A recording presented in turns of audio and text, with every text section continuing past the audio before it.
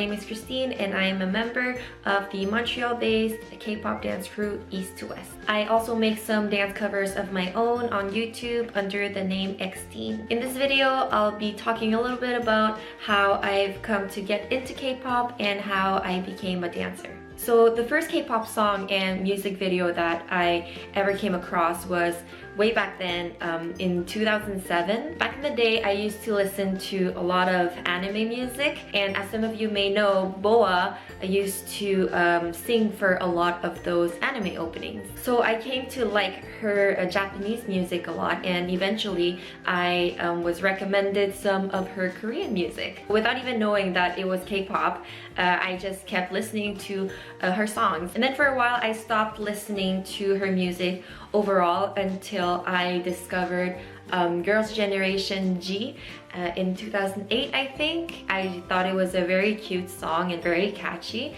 And so again, without knowing that it was K-pop, I just enjoyed listening to it. I never really found that language was a barrier to be able to enjoy music. So whether it was Japanese or Korean or another language that I couldn't understand, if I liked the melody and the beat, then I would just listen to it. In 2009, my cousin sent me a dance video, which was 2PM's dance practice video to their song Niga Mipda, I Hate You. And again, without knowing that that was K-pop, I just enjoyed the video. I thought they were very funny and good dancers and good singers and just very talented overall. So I looked a little bit more into them, and then I discovered that they were a group of 7 members who made music to the genre of K-pop. And then eventually I started discovering other K-pop groups like SHINee, Super Junior, BAP, Infinite. And after some time, a friend of mine has introduced me to the group Dongbangsingi, DBSK or TVXQ. And after listening to a couple of their songs, I really fell in love with their vocal talent, which I thought was so unique, and then became a hardcore fan of them before unfortunately finding out that they were in the midst of disbanding. So I spent the next few years just continuing to listen to their old stuff, looking back at their old shows and performances. And at that time, I had rediscovered BoA and looked into all the work she had done since the very first time that I was introduced to her music. And I just thought that she was the coolest person ever. She was such a great singer, and I really admired her dancing talent.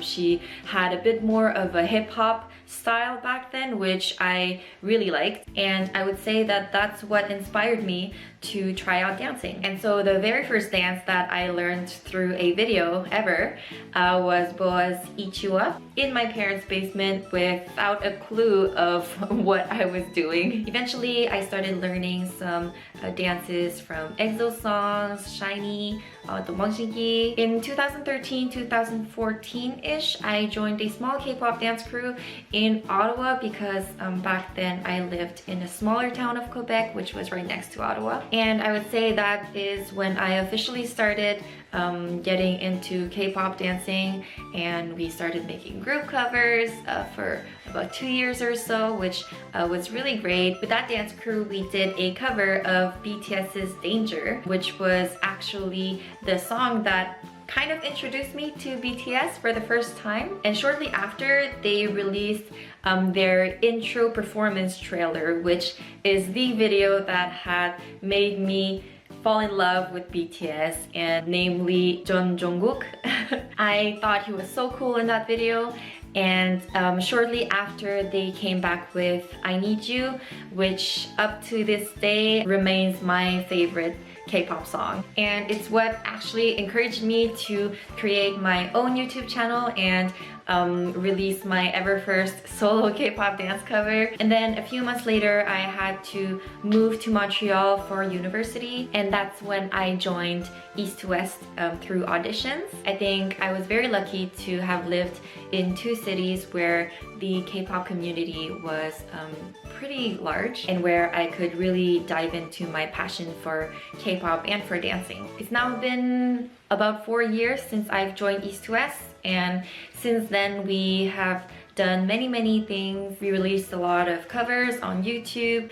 We've performed at different shows and events, and we even got to travel to places like Toronto, New York, and LA to attend conventions and be guest performers there. We've also taken part in a few competitions, one of which I was lucky enough to be part of, and gave us the opportunity to fly to Korea and perform there as finalists representing Canada. Up until now, we still do K-pop dance covers on our YouTube channel, although it's been slowing down a little bit because of the pandemic, but we're trying our best to continue putting out content and continue dancing together. Personally, I've still been releasing a few dance covers here and there on my own channel. I like to do what I call dance practice video comparison versions, where I try to edit myself into the dance practice video as if I was an extra member. It's a lot of work, but it's always so fun to do. As I've mentioned earlier, my favorite K-pop song is I Need You by BTS,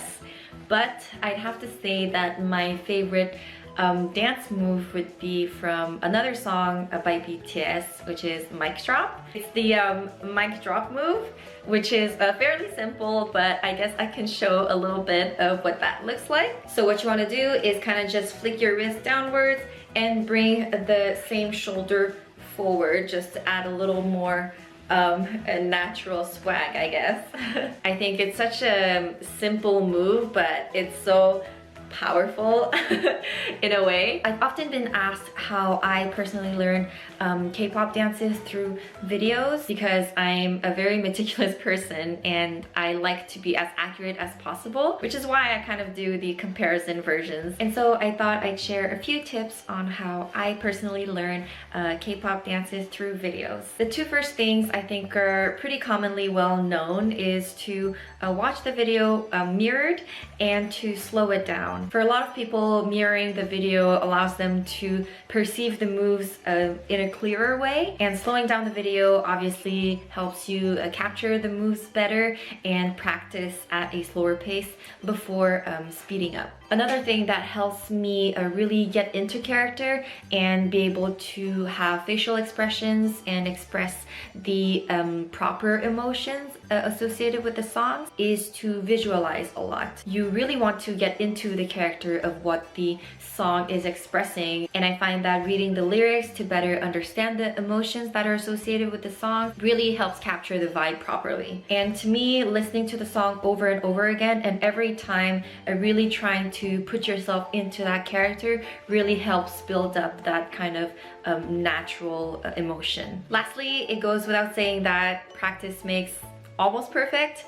And so I think that practicing and rehearsing the dance over and over again is really important to build that muscle memory that is so essential to become a good performer. A lot of the times when you're not too comfortable with the moves yet, or when you have to think about what your next move is, it kind of shows in your face that you're very focused and you're not able to concentrate on having the proper facial expression. And so by developing that muscle memory, which you can get by rehearsing and repeating the moves over and over again, eventually you come at a point where you don't even have to think about the moves and you can really focus on the performance aspect, which has a lot to do with what you're showing on your face. So that was all for this video. I hope you guys enjoyed hearing about my K-pop journey, and I hope that the tips that I provided will be useful at some point. Thank you for watching!